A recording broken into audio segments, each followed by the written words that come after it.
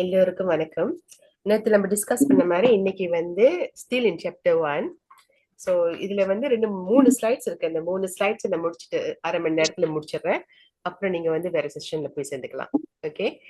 So நம்ம வந்து நேற்று என்ன டிஸ்கஸ் பண்ணோம்னா இதோட முடிச்சது 5 ஜுவல்ஸை பத்தி, அந்த 5 காரணங்கள் எப்படி நம்ம கர்மாவை வெளிப்படுத்துதுன்னு அதை நம்ம டிஸ்கஸ் பண்ணோம். இன்னைக்கு வந்து how to increase and multiply our karma. இது வந்து தெரிஞ்சுக்கிறது ரொம்ப ரொம்ப முக்கியம்.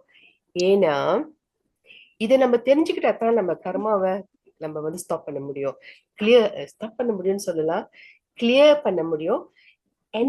எனிலேட் சொல்லுவாங்க. எனிலேனா அது கீல் பண்றது கூட முடியும்ன்றாங்க அப்படின்னு தோர்க்கம் சொல்றாரு. ஓகே. சோ கர்மாவை வந்து நம்ம எனிலேட் பண்றது அவ்வளவு சுலபமான காரியம் இல்லை. ஆனா இட் இஸ் டூவபிள். ஓகே.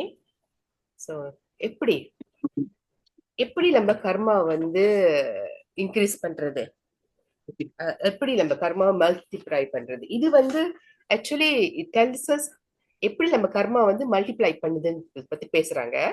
ஆனா நம்ம என்ன செய்யணும்னா நம்ம வந்து ஆப்போசிட் செய்யணும். நம்ம வந்து நம்மளோட ஆக்டிவிட்டிஸ் மூலம் இந்த கர்மாவை நம்ம குறைக்க பார்க்கணும். ஓகே.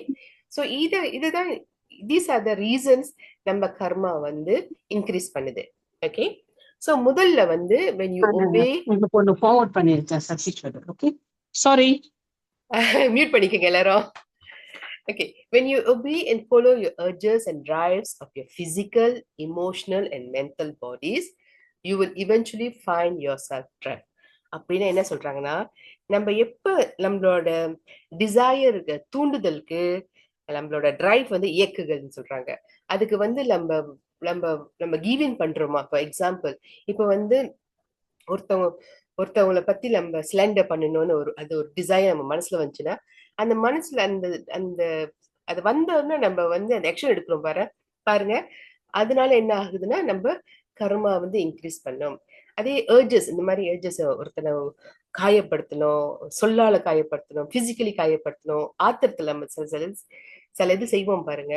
அதெல்லாம் நம்ம எப்ப நம்ம அந்த ஏர்ஜஸ்க்கும் தூண்டுதலுக்கும் இயக்குகளுக்கும் நம்ம வழி கொடுக்குறோமோ அது வந்து நம்ம கர்மாவை இன்க்ரீஸ் பண்றோம்னு சொல்றாங்க.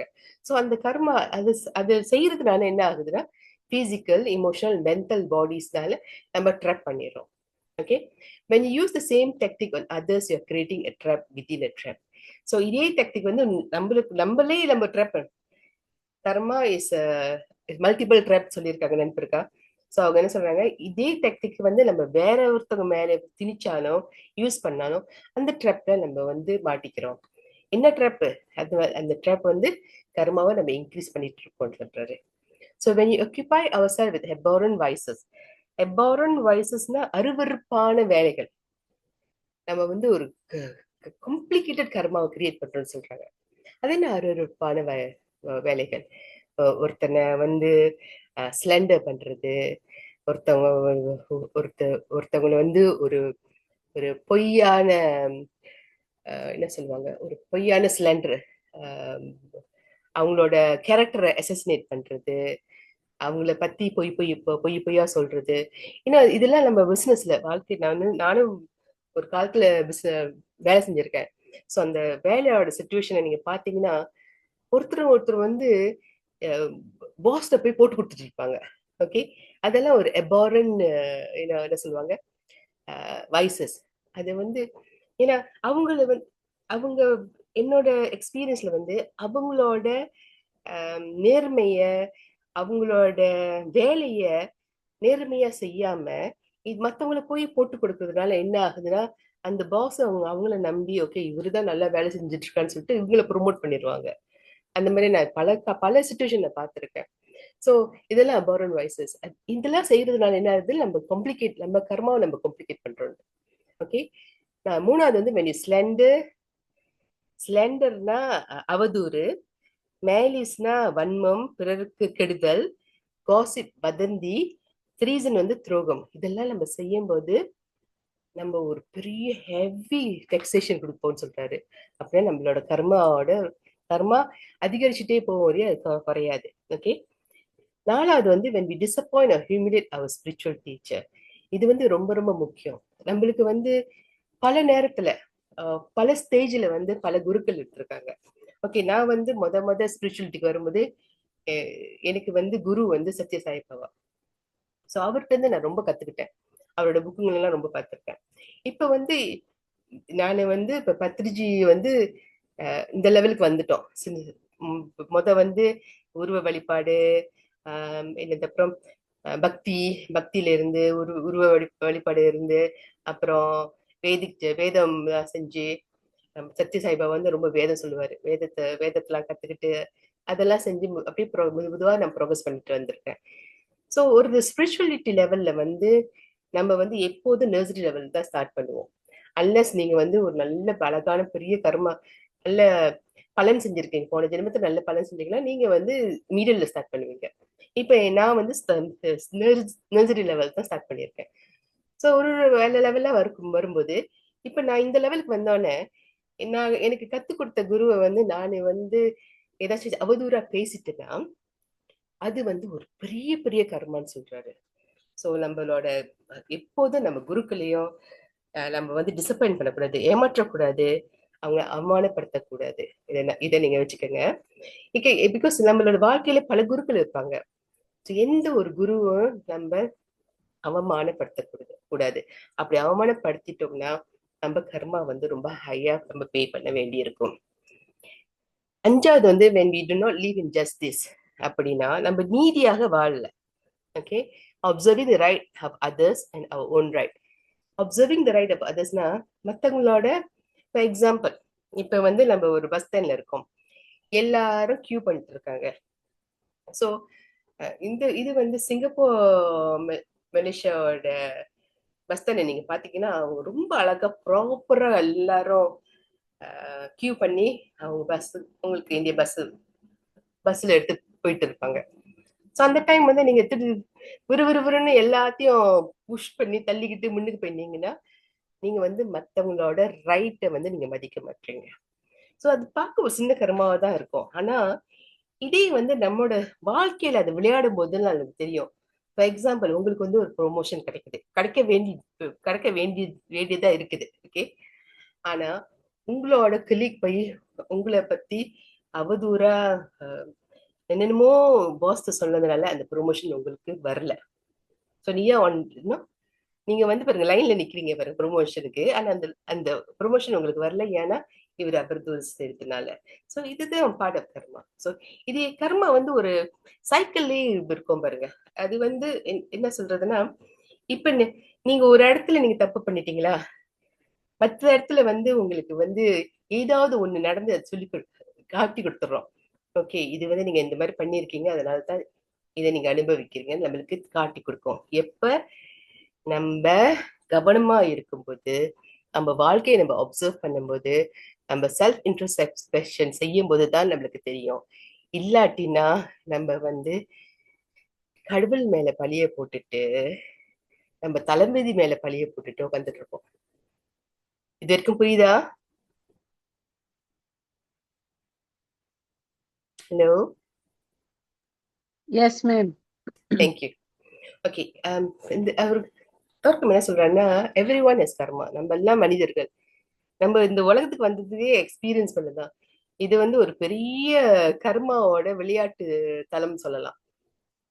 அந்த கடவுளின் கடவுளின் நீதிப்படி நம்ம வாழ்ந்துட்டு இருந்தோம்னா நம்ம கர்மா வந்து அக்குமுலேட் பண்ண மாட்டோம். ஆனா நம்ம இஷ்டத்துக்கு நம்ம வாழ்க்கையை வாழ்ந்துட்டு இருந்தோம்னா அந்த கர்மாவை நம்ம அக்குமுலேட் பண்ணி திருப்பி திருப்பி இந்த இடத்துக்கு வந்துகிட்டே இருப்போம். ஸோ நம்ம வந்து மனிதர்கள், நம்ம எல்லாரோட மிஸ்டேக்ஸ் நம்ம செய்யறோம். மென்டலி, இமோஷனலி, பிசிக்கலி நம்ம பல மிஸ்டேக் செஞ்சுட்டு இருப்போம். ஓகே, நம்ம வந்து முக்கால்வாசி நம்ம எல்லாம் 50-60 வயசாச்சு பாருங்க நம்மளுக்கு. ஸோ இந்த இந்த தருணத்தில் நம்ம பல கர்மாக்கள் நம்ம வாழ்க்கையில தெரிஞ்சு நடந்திருக்கோம், தெரியாம நடந்திருக்கோம். ஆனா நம்ம வயசாக தான் எனக்கு ஒரு மாஸ்டர் பெருமாள் சொன்னாரு, நம்ம வயசாக தான் நம்ம வந்து இத வந்து நம்ம பத்தி நினைக்கிறோம். ஓகே, பிகாஸ் நம்ம வந்து நம்மளுக்கு நம்ம வாழ்க்கையை பார்த்தா நம்ம பொறுப்பெல்லாம் முடிஞ்சிருச்சு பாருங்க பலருக்கு. ஓகே, இது வந்து எல்லாருக்கும் சூட்டபிளா இருக்காது. பொறுப்பெல்லாம் முடிஞ்சிருச்சு. இப்ப வந்து நம்ம வந்து நம்மளோட செல்ஃப் இவல்யூஷனை நம்ம பார்க்க தோங்கிட்டோம். ஸோ நம்ம செல்ஃப் எவல்யூஷன் பார்க்கும்போது ஓகே ஓகே இந்த இடத்துல நான் தப்பு பண்ணியிருக்கேன். எப்ப அந்த உணர்வு உங்களுக்கு வருதோ அப்பயே நீங்க கர்மாவை கொஞ்சம் கொஞ்சமா கிளியர் பண்றீங்கன்னு அர்த்தம் வந்துருச்சு. அப்புறம் நீங்க கர்மாவோட விளையாட்டுல இருந்து சைக்கிள்ல இருந்து வெளியே வர்றீங்கன்னு உங்களுக்கு ஒரு புரிஞ்சிடும். ஓகே, சோ அதுக்கு அதன்படி நம்ம என்ன செய்வோம், நம்மளோட எண்ணங்கள், சிந்தனைகள், செயல்கள், உணர்வுகள் அதெல்லாம் நம்ம கவனிக்க தூங்குறோம். இதெல்லாம் நம்ம கவனிக்க தூங்கும்போது என்ன ஆகுது, நம்மளோட கர்மாவை வந்து நம்ம கொஞ்சம் கொஞ்சமாக அழிச்சிட்டு வர்றோம்னு அர்த்தம். Okay, there's a point in consciousness when we stop creating karma. So எப்ப அந்த அந்த பாயிண்ட் வந்து இப்ப நான் சொன்ன மாதிரி தான். ஸோ எப்ப நம்ம அதை பத்தி நம்ம திங்க் பண்ண தூங்கிறோமோ, எப்ப நம்ம நடவடிக்கை, நம்ம எண்ணங்கள், சிந்தனைகள், செயல்கள், உணர்வுகள், எனர்ஜி அதெல்லாம் நம்ம கவனிக்க தோங்குறோமோ, இந்த நம்ம கர்மாவை ஸ்டாப் பண்றோம். ஓகே, ஸோ நேத்து படிச்சது வந்து ஐந்து ஐந்து காரணங்கள். அந்த அந்த அந்த 5 காரணங்களை நம்மள வந்து நம்ம அதை அது நல்லா புரிந்து உணர்ந்து நம்ம அப்சர்வ் பண்ணி செல்ஃப் இன்ட்ரோஸ்பெக்ஷன் செஞ்சு அதை கடைபிடிச்சிட்டு வந்தோம்னா நம்ம கர்மா கல்வியும் அப்படின்னு தோற்றம் சொல்றாரு. Okay, karma multiplies as a person approaches the more subtle levels. அப்படின்னு என்ன சொல்றாருன்னா, இப்ப நம்மளுக்கு தெரியும் கர்மா வந்து 3 லெவல்ல. இந்த புக்கு படி நம்ம அவர் 3 லெவல் தான் பாக்குறாரு, physical, emotional and mental. Okay, பிசிக்கல்ல வந்து நீங்க ஒரு கர்மா கிரியேட் பண்ணீங்கன்னா அது வந்து 4 தடவை அதோட அதோட என்னது இஃபெக்ட் இருக்குன்னு சொல்றாரு. சோ இமோஷனல் நீங்க போனீங்கன்னா அது வந்து 4 டைம்ஸ் 16 தடவை அந்த இஃபெக்ட் இருக்குன்னு சொல்றாரு. அப்புறம் மென்டலுக்கு போனீங்கன்னா 32 தடவை அதோட இஃபெக்ட் இருக்கும், அதோட இஃபெக்ட் நம்மளுக்கு வரும்னு சொல்றாரு. அதனாலதான் அவர் சொல்றாரு, நீங்க சுதாரிச்சிருக்குங்க. இப்ப பிசிக்கலா நீங்க ஒரு கர்ம அதை செஞ்சிட்டீங்கன்னா அப்பயே நீங்க அதை கட் பண்ண துவங்கிருங்க. அதை இமோஷனலுக்கு அது மென்டல் வரைக்கும் கொண்டு போகாதீங்க. அதை இங்கேயே கிளியர் பண்ணுங்கன்னு சொல்லிருக்காரு. Okay, sometimes we find ourselves in family and personal situation in which the relationships are very strenuous. Okay, இது வந்து நான் எம்பசைஸ் பண்ணணும். நமது வாழ்க்கை, நம்ம நம்ம கூட இருக்கிறவங்கள பாருங்களேன், நம்ம புருஷனோ பிள்ளைங்களோ அண்ணன் தம்பிகளோ அவங்க தான் நம்மளோட கர்மாவை வந்து டீச் பண்றதுக்காகவே அவங்க வந்து இந்த உலகத்துல உருவெடுத்திருக்காங்க. ஓகே, அது உங்க புருஷனாக இருக்கலாம், உங்க பிள்ளைங்களா இருக்கலாம், அண்ணனா இருக்கலாம், தம்பியா இருக்கலாம். அவங்கனால ஏதோ ஒரு பிரச்சனை வந்துட்டே இருக்கும். அந்த பிரச்சனைய நம்ம வந்து ஃபேஸ் பண்றதுதான் கர்மாவோட சேலஞ்ச். ஓகே, அதை வந்து 2 விதமா ஃபேஸ் பண்ணலான்னு தர்க்கம் சொல்றாரு. ஒண்ணு வந்து டெவலப் இன்டிஃபரன்ஸ். இதை வந்து நான் நேத்து சொல்லிட்டேன். டிவைன் இன்டிஃபரன்ஸ்னா மத்தவங்களோட வாழ்க்கையில நீங்க தலையிடாதீங்க. Mind you own business, don't bother about others. உங்க தர்மாவை நீங்க செஞ்சுட்டு வாங்க. நான் என்ன சொல்றேன்னா, நீங்க ஒரு அம்மாவா இருந்தீங்கன்னா அந்த பிள்ளைங்களுக்கு என்ன செய்யணும் அதை செய்யுங்க. உங்க புருஷனுக்கு என்ன செய்யணுமோ அதை செய்யுங்க. உங்க அண்ணன் தம்பிக்கு என்ன செய்யணுமோ அதை செய்யுங்க. ஓகே, அதையும் மீறிக்கிட்டு அவங்களோட வாழ்க்கையில நான் இது செஞ்சேன் உனக்கு அதனால நீ எனக்கு இது செய்யணும் அப்படின்னு நீங்க எதிர்பார்த்தீங்கன்னா அது வந்து டிவைன் இன்டிஃபரன்ஸ் இல்ல, அது வந்து interfering with life. Okay, so இதெல்லாம் நம்ம பாத்துக்கணும். சோ அது ஒண்ணு.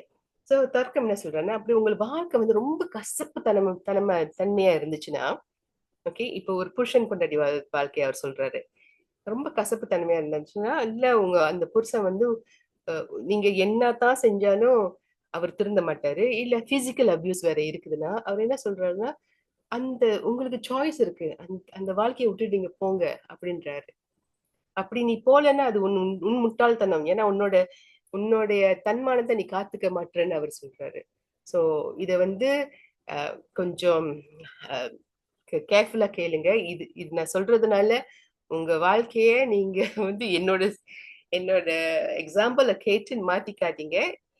எப்போ இருந்தாலும் நீங்க வந்து அந்த சிச்சுவேஷன்ல இருந்து டிட்டாச் பண்ணி உங்களுக்கு ஒரு ஆப்பர்ச்சுனிட்டி கிரியேட் பண்ணுங்க. Detach from the situation, observe why it is happening, how it is happening and what will the result be. அதெல்லாம் நீங்க தான் செய்யணும். இப்ப வந்து ஒரு புருஷன் பொண்டாட்டி ரொம்ப சண்டை வந்துட்டு இருக்கு. சோ அவங்க வந்து கண்ணை மூடிட்டு தியானத்துல உட்காந்து ஏன் இந்த மாதிரி சண்டை வருது, எதுக்கு இந்த மாதிரி சண்டை வருதுன்னு எப்ப அவங்க வந்து டிஸ்கஸ், அதை எப்ப நீங்க அந்த கேள்வி கேட்டுட்டே இருந்தீங்கன்னா உங்களுக்கே தெரியும். ஓகே, இட் குட் பி ஏதோ ஒரு 12 வருஷத்துக்கு முன்னே உங்களுக்கும் உங்க புருஷனுக்கும் ஒரு சின்ன சண்டை வந்திருக்கும். அந்த சண்டை வந்து உங்க மனசுலயே இருந்திருக்கும். அதனால அவரு வந்து இன்சல்ட்டிங்கா உங்கள்ட்ட பேசியிருப்பாரு. சோ அந்த 12 வருஷமா அவருக்கு அதை நினைப்பு வச்சுக்கிட்டு அவர் உங்களை இன்சல்ட் பண்ணிட்டே இருக்காரு. சோ பேச்சு தானே. அந்த ஈகோ நீங்க விட்டு கொடுத்துறீங்கன்னா, அந்த மொமெண்ட் யூ ரியலைஸ், ஓகே, என்னோட காரியத்தினால என்னோட நடவடிக்கையினாலதான் இவர் இப்படி பேசுறாருன்னு நீங்க நினைச்சிட்டீங்கன்னா, then you can easily let go. அதை நீங்க அந்த அந்த ஈகோ நீங்க லெட் கோ பண்ணி பாருங்களேன். நீங்க என்ன வேணாலும் சொல்லுங்க, நான் சிரிச்சுட்டு தான் இருப்பேன்னு ஒரு மாசம் சொன்னாருங்க. ஒருத்தவங்க சொன்னாங்க, அவங்களும் ஹஸ்பண்டும் இதே மாதிரி பிரச்சனை தான் இருந்துச்சுன்னு சொன்னாங்க. சோ அந்த டைம் வந்து என்ன ஆச்சுன்னா, அவர் என்ன வேலை ஏதாச்சும் ஒன்று சொல்லுவாரா, இவங்க சிரிச்சுக்கிட்டே டான்ஸ் ஆடிட்டு வந்துருவாங்களாம். சோ இவரும் சொல்லி சொல்லி பார்த்திருக்காரு, இன்சல்ட் பண்ணி பார்த்திருக்காரு. அவங்க வந்து ஒண்ணுமே எடுத்துக்கல. சோ அந்த இன்சல்ட் வந்து அப்படியே ஸ்டாப் பண்ணிட்டு நான் அவங்க வந்து ஒரு நல்ல அழகான வாழ்க்கை வாழ்ந்துட்டு இருக்காங்க. சோ யூ சி, நம்ம தான் அந்த இனிஷியேட்டிவ் எடுக்கணும். நம்மளே நம்ம மற்றவங்களை மாத்துறது சாத்தியமே இல்லை. நம்மளை நாம் தான் மாத்தணும். ஓகே. அடுத்தது என்ன சொல்றாங்கன்னா, don't ask anyone for advice, if you do you are heading for disaster. இது அடிக்கடி நம்மளோட கிளாஸ்ல சொல்லுவாங்க, யாரையும் நீங்க அட்வைஸ் கேட்காதீங்க. நீங்க உட்கார்ந்து உங்க உள்ள மனசுலயே நீங்க கேளுங்க, உங்க மெடிடேஷன்ல கேளுங்க, உங்க புக்கை பத்தி கேளுங்க. எனக்கு ஒரு ஆன்சர் வேணும், இந்த புக்கு எனக்கு எந்த புக்கு நீங்க masters send me the right book சொன்னாங்கன்னா அந்த ரைட் புக் உங்களுக்கு வரும். இல்ல send me the right person to talk to. எல்லாத்தையும் நம்ம பேச முடியாது. ஓகே, எல்லாத்துலயும் நம்ம பேச முடியாது. சில மாஸ்டர்கள் வந்து நம்ம பேசலாம். ஆனா அதுவும் ஒரு லெவல் தான். அந்த லெவலை நம்ம தாண்டக்கூடாது. அதுதான் உங்களோட பெஸ்ட் ஃப்ரெண்ட் யாரு தெரியுமா? நீங்க தான். சோ உங்களுக்குள்ளேயே நீங்க பேசிக்கோங்க. இல்ல நேச்சர்கிட்ட பேசுங்க. மரம், செடி, கொடி அதுக்கெல்லாம் போய் பேசுங்க. எல்லாத்துலயும் பேசுறதுனால உங்களுக்கு ஒரு தீர்வு வரும். Okay. The best condition for the higher bodies and mechanism are adverse ones. அப்படின்னா நம்மளோட வாழ்க்கையை மேம்படுத்துறதுக்கு நம்மளுக்கு பல சேலஞ்ச் வரும். இந்த சேலஞ்சு வர வர வர என்ன நடக்கும்னா, நமக்குள்ள ஒரு மாற்றம் வரும். நம்ம வந்து அந்த சேலஞ்சை வந்து நம்ம எண்ணங்கள், சிந்தனைகள், செயல்கள், உணர்வுகள், எனர்ஜி அது மூலமா நம்ம புரிஞ்சுக்கிட்டு அதுக்கேற்ப நம்ம வந்து நடவடிக்கை எடுத்துட்டு வந்தோம்னா நம்மளோட ஸ்பிரிச்சுவல் வாழ்க்கை மேம்படும். ஓகே. ஸ்பிரிச்சுவல் வாழ்க்கையும் நம்ம வாழ்ந்துகின்ற வாழ்க்கையும் நம்ம பிரிச்சு பார்க்க கூடாது, ரெண்டும் ஒண்ணுதான். சோ எப்ப நீங்க ரைஷஸா வாழ்றீங்களோ, நீதியோட வாழ்றீங்களோ, உங்களுக்குள்ளே ஒரு உண்மைத்தனமாக வாழ்றீங்களோ, மற்றவர்களை அரவணைச்சு, ஓகே, அரவணைச்சு வாழ்றீங்களோ, இன்க்ளூசிவ்னஸ் சொல்லுவாங்க. ஓகே, அரவணைச்சு வாழ்றீங்களோ, அப்புறம் மைண்டிங் யோர் ஓன் பிசினஸ் அது வேற இருக்கணும், அதோட நீங்க வாழ்றீங்களோ, உங்க வாழ்க்கை பியூட்டிஃபுல்லா போகும். உங்க கர்மாவை நீங்க டிக்ரீஸ் பண்ண முடியும். ஸோ இதோட நான் இன்னைக்கு முடிச்சுக்கிறேன்.